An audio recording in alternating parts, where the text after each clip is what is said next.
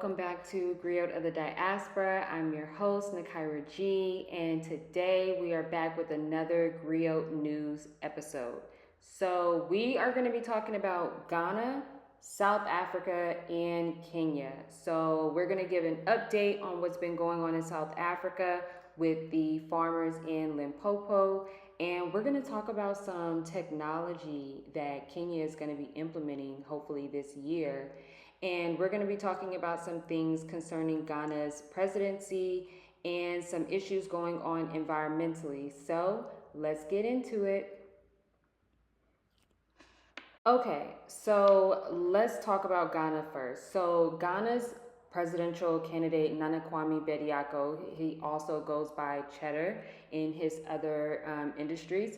He came out with an address to talk about his policy that he is pushing as presidential candidate. And so his policy is called the 12 Pillars for Economic Freedom.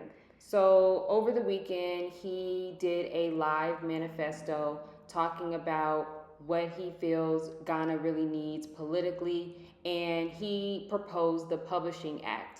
And so the Publishing Act, from what I gathered, what he explained, is basically to build an industry and to protect the creative industry of Ghana. So that includes intellectual property, that includes entertainment, filmmaking, content creators, anybody that is considered a creative, an artist.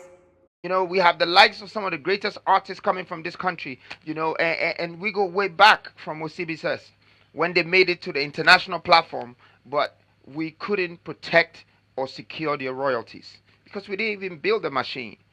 Today, the new falls have decided to build the right machine for for pushing the Publishing Act that protects the IP of our content creators. Nana Kwame Bediako is trying to figure out a way to make that a protected thing in Ghana because, for those who don't know, that is something that is a really big issue here. There are a lot of things that are not owned by Ghanaians, whether it's natural resources, whether it's certain factories or manufacturing certain products. And so there have been some recent controversies in the past couple years concerning content creators who created social media videos. Maybe they created something about a certain region or a city out in Ghana. And there have been instances where the president or the government will use that person's image or video without giving them any credit, without reaching out to them, without actually going by international guidelines that everyone else kind of goes. And so it's really unfortunate because, unfortunately, with the creative industry, they have to protect themselves from their government as well as people on the outside. I mean, you're talking from bloggers to influencers to YouTubers, authors, painters, musicians, music softwares, and filmmakers, and software licenses, all of this. We have to protect it. We have to claim the royalties. And we have to make sure that it's circulating in our economy because they're part of us. To allow artists to hold on to their catalogs such that they're not sold for patents.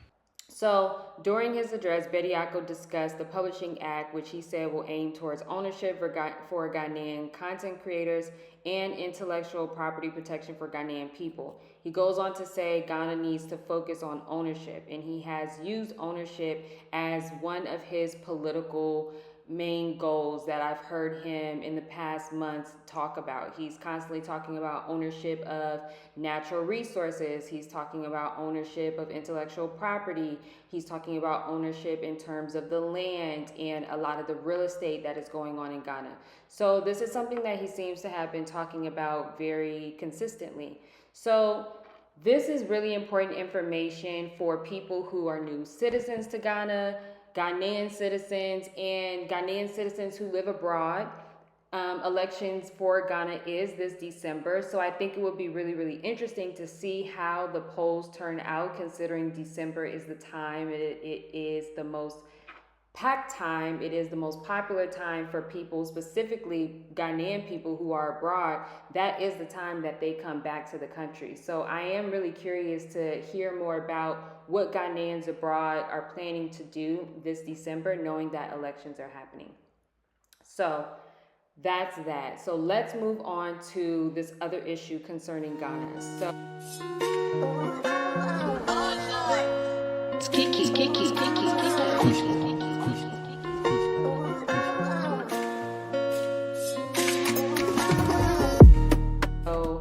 look at this image here. For people who do not live in Ghana, you are not going to know what you're looking at. But what you're actually looking at is a water body, a natural water body in Ghana. And a lot of other natural water bodies look like this. I remember last year when I was flying to, I believe, Germany, and I had to catch a flight from here to Cote d'Ivoire. I had videos in my phone of the water from the plane, and the water looked exactly like this image. It was completely brown. And so this is what they call galamsey. Again, for people who do not live in Ghana, or people who do live in Ghana and maybe do not know this information, this is what they call galamsey. This is an extension of what they call galamsey. Galamsey itself is actually a term that they use to describe illegal gold mining or small scale gold mining. And so with gold mining, issues like environmental issues, whether the land or the water gets affected. And so a lot of the galamsey that's been happening in the country are leaving the water bodies undrinkable, it's leaving them infested, it's leaving them unusable. And these are supposed to be water bodies that people are using for their actual everyday life. This is supposed to be water that is supposed to service the country.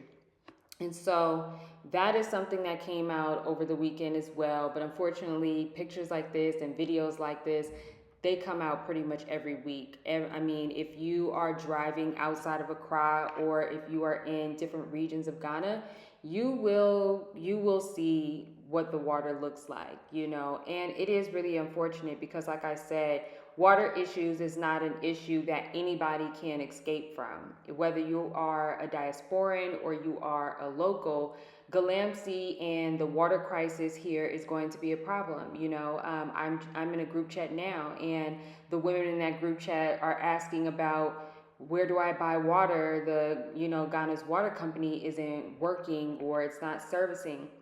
So this is an issue that most people, especially if you're renting a house, this is something that most renters will deal with, because if you do not own your home, and if you don't have a borehole, and if you don't have land where you can put a borehole, you are going to be affected by this type of water situation. So as I spoke about in my previous video, pros and cons of living in Ghana, that was something that I believe I mentioned. And that's something that you need to think about when it comes to environmental issues. There's also issues with deforestation that's going on here, cutting down trees and things like that.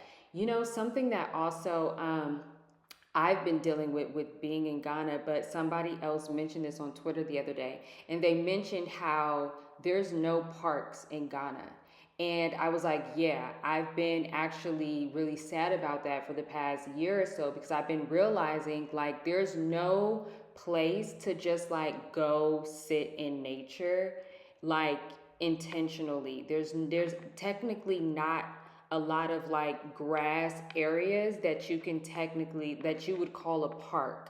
Most of the parks are either, it's not a park, it's probably just like the front lawn or the lawn, like at the Kwame Nkrumah Museum. It's just the lawn and it's just a green area. But for those of us who are from different parts of the US, and I'm pretty sure other parts of the world, we're used to parks where you could just pull out a blanket, sit on the grass under a tree. But in Ghana, that is not the case. It's usually more so red clay, red dirt, or cemented. And so or it's the beach, and so there are obviously places where you can sit down and things like that, but it's not necessarily in the city areas. And so it kind of defeats the purpose of having to travel 45 to an hour out of Accra just to sit on grass. But That's what we are dealing with at the moment. So that is Galamsey. So like I said, for people who are thinking about coming to Ghana or you already live in Ghana, Galamsey is still an issue that has not been fixed. But let's move right along. So now we are going to take a flight over to Kenya. And so this story I think is going to really shock a lot of people. I just saw this story when I woke up this morning when I was going through what I was going to be talking about today. And Kenya plans to use digital chips for the next generation of their citizens.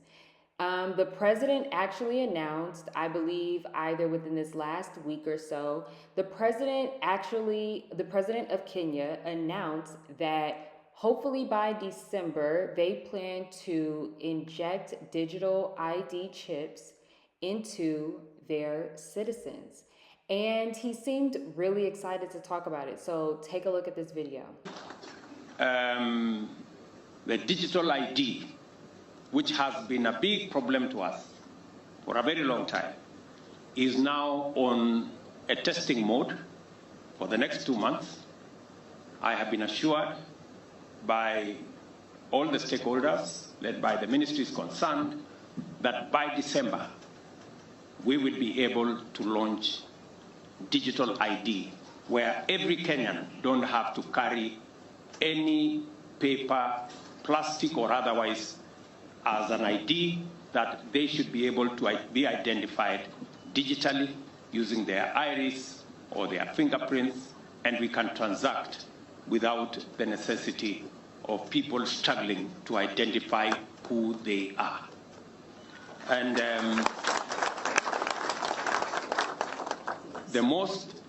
the proudest part of it is that we don't have to spend the billions that we have spent on all the other manenos, as all of you know.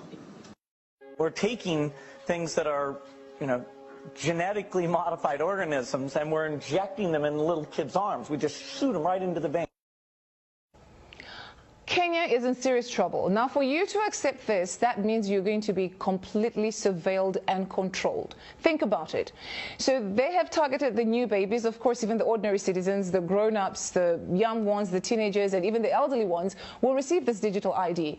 But they will then create a new generation where they'll be completely under this digital ID and they have no choice. So as we see in this video, he really excitedly talked about injecting these digital chips inside of humans and basically being able to not only identify yourself, but to also complete transactions. So I'm assuming just, I don't know, grocery store transactions, going to the airport, going to the bank, going to the hospital, being identified by schools. He is insinuating that the digital chip will replace all paper and plastic forms of identification.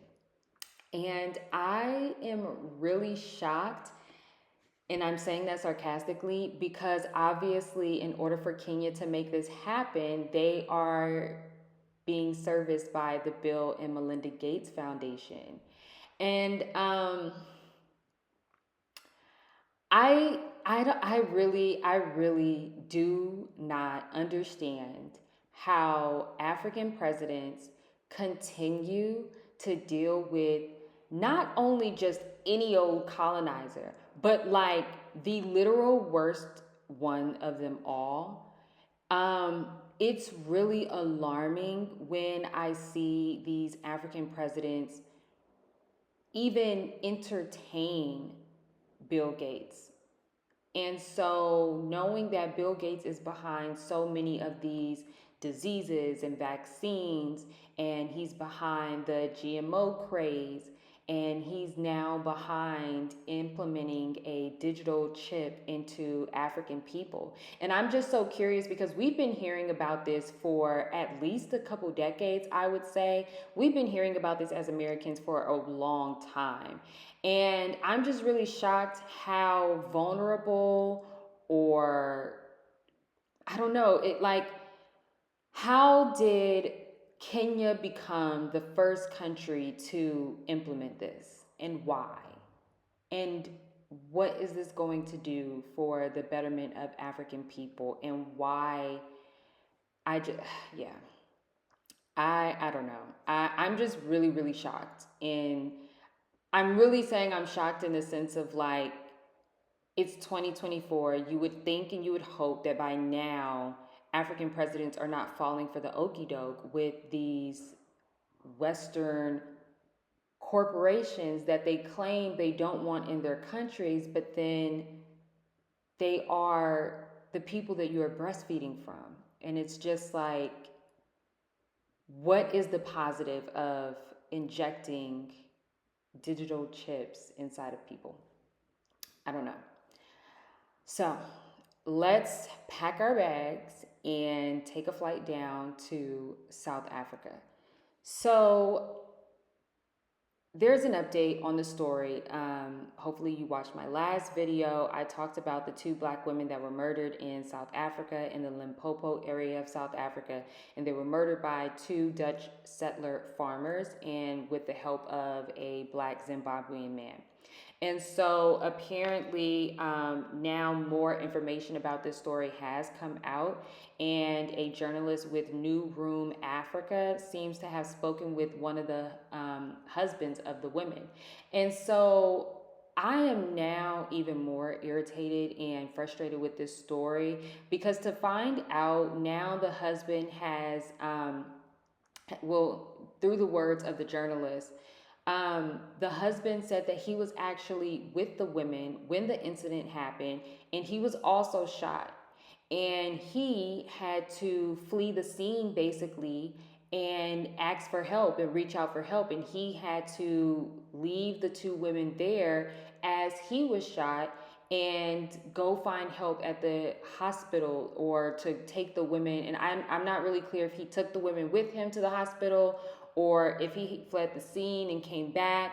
But from my understanding, he said when they got to, so let me correct myself. So he fled the scene, he gets to the hospital, and he told the authorities what had happened. And by the time they got back to the farm, they could not find the women's bodies. And apparently it took them a week to find the women's bodies, to find the women, their remains in a pigsty, and assuming that the pigs had already eaten some of their body. And so there was a court hearing today, and it seems that this white woman is representing the murderers who are accused, and she is begging and pleading, trying to get a bail for the accused murderers. And so that is basically where we are right now. So like I said before, I'm definitely going to stay tuned on this case and pay more attention and see what's going on and stay followed up, because I'm really curious to see if these men are going to go to jail. And I'm just really curious to see how the South African government plays its hand, because the president still has not said anything, I believe, from this case. They haven't announced anything. He hasn't acknowledged it. And so people are really concerned with the president of South Africa, or prime minister of South Africa, not addressing this issue. So like I said, I will stay tuned to this story, and I will definitely see you guys either tomorrow, in the next couple days, but definitely keep up with my episodes, because I am going to be posting a lot more frequently these days. And make sure you check out the shop at nakedgoldonline.com/shop. I have some purses on there. I have press-on nails, and then I'm going to also put my paintings up there. I'm doing ancient Egyptian paintings right now, and so I'm going to create a collection for that. So definitely check it out, and so I will see you guys next time.